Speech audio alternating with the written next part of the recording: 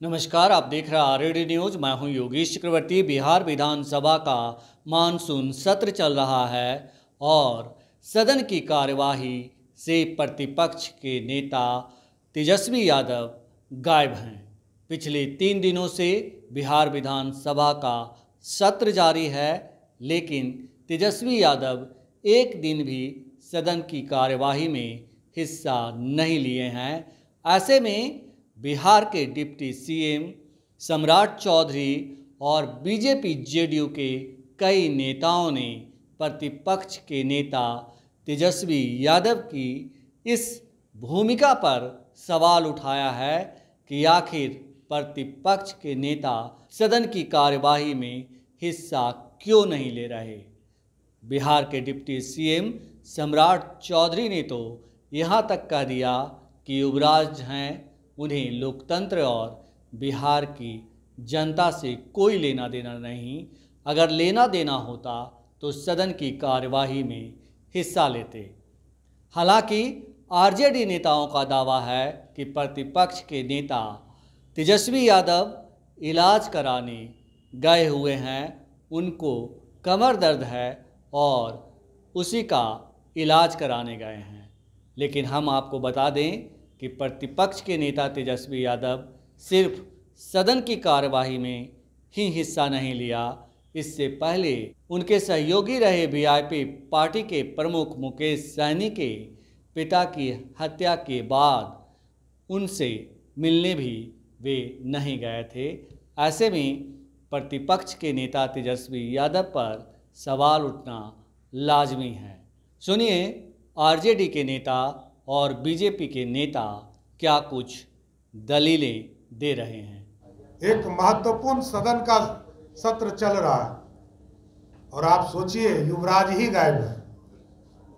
कोई लोकतंत्र से प्यार नहीं है। ये सत्ता विरासत में मिली है, लेकिन इसको संभालने का भी काम राष्ट्रीय जनता दल के लोग नहीं कर रहे। और राष्ट्रीय जनता दल वो जनता दल की सरकार रही जिसको 4000 करोड़ रुपया आदरणीय अटल बिहारी वाजपेयी जी की सरकार ने दिया था, वो भी खर्चा नहीं कर पाई।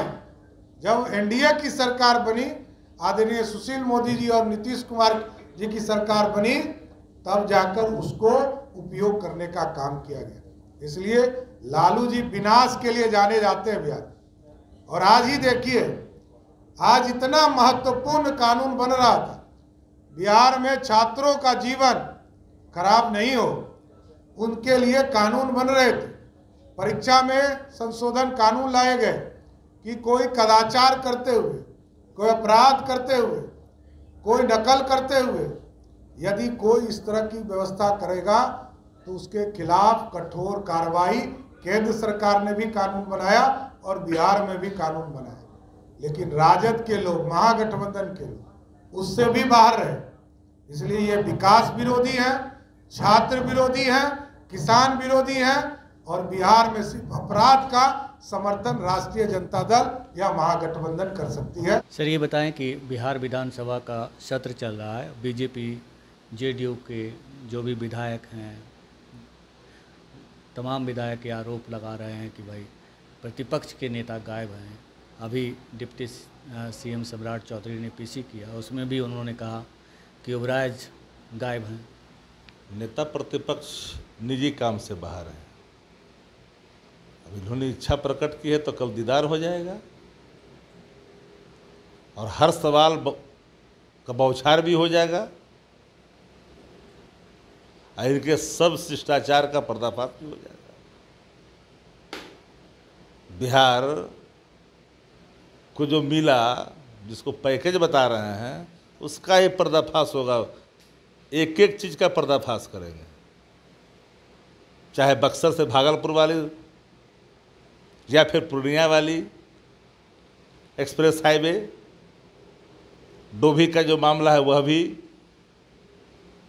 महाबोधि कॉरिडोर है वह भी, नालंदा विश्वविद्यालय है वह भी, एक एक पहलू पर माकूल जवाब देंगे। पता नहीं सरकार पर कोई छापा पड़ गया है क्या,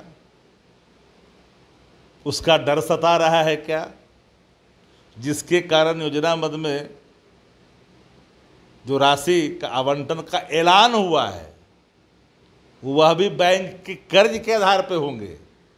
उसको किस मुखार बिंद से ये लोग पैकेज मान रहे हैं? पैकेज का मतलब समझते हैं? पैकेज जब मिलता तो राज्य की सरकार अपने हिसाब से योजना का आकार तय करती, उसको पैकेज कहते हैं। पर हे प्रभु, इन बड़े ज्ञानियों को कौन समझाए? तो सत्ता के लालच में सष्टांग होकर करके दिन को रात कह रहे हैं, इनको कौन समझाएगा? ये तो कह रहे हैं कि बजट में प्रावधान किया गया। बजट में प्रावधान रूटीन भी है, सुकृत पहले की सुकृत भी है, दोनों चीजें हैं। तो इसको आप पैकेज कैसे मानोगे? विशेष पैकेज क्या है जरा बता दे हमको कोई। तो बिहार से चला गया, हम तो 1 इंच कहाँ पीछे हट रहे हैं विशेष राज्य के दर्जे के सवाल से।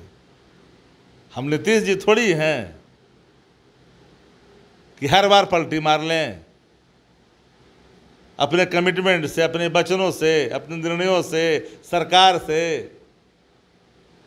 लेकिन प्रतिपक्ष के नेता गायब हैं। सबसे बड़ा ये सवाल है कि जब उनको जो जिम्मेदारी निभानी चाहिए थी, सदन चल रहा है, मानसून सत्र चल रहा है, उसमें वो नहीं है, तो सवाल तो उठेगा ही। सवाल उठता ये है कि 22 तारीख से सदन का प्रारंभ हुआ, जननायकों के निधन में वो समाप्त हो गए वो दिन।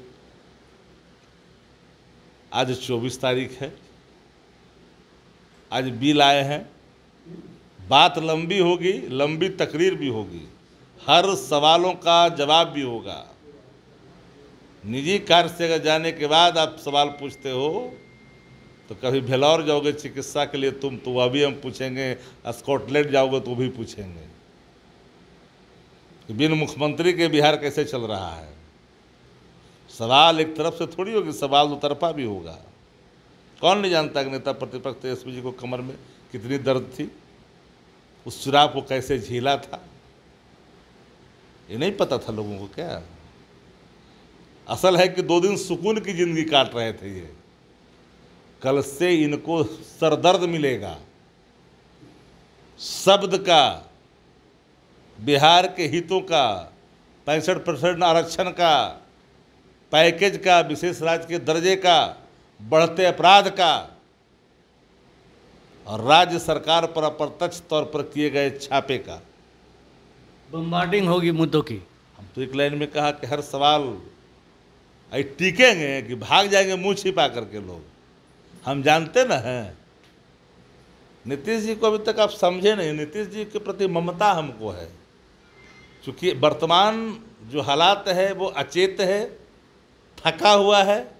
उनके शब्द, उनके बयान महिला को अपमानित करते हैं। तुम महिला न हो जी, तुमको पता है। इसलिए लगता है 5 के पहले सृष्टि था ही नहीं, बिहार नक्शे पर था ही नहीं, बिहार की सड़कों पर सरपट गाड़ियाँ दौड़ती ही नहीं थी, चिकित्सा होता ही नहीं था, काम हो ही नहीं रहा था। महात्मा गांधी सेतु पुल ही बना दिए, रेवा घाट ही बना दिए, विक्रमशिला यही बना दिए, निरंजन नदी पर यही बना दिए, डैम पे ही बना दिए, बराज यही बना दिए। गजब का ज्ञान है भाई, गजब का अहंकार है। 5 के पहले सृष्टि था ही नहीं। अरे 5 के पहले भी सृष्टि थी और 5 के बाद भी सृष्टि है। अपराध ज़्यादा बढ़े, इस पर बोलिए ना। 2025 के बाद भी रहेगा। और हम तो एक लाइन में कहा सृष्टि रहेगी।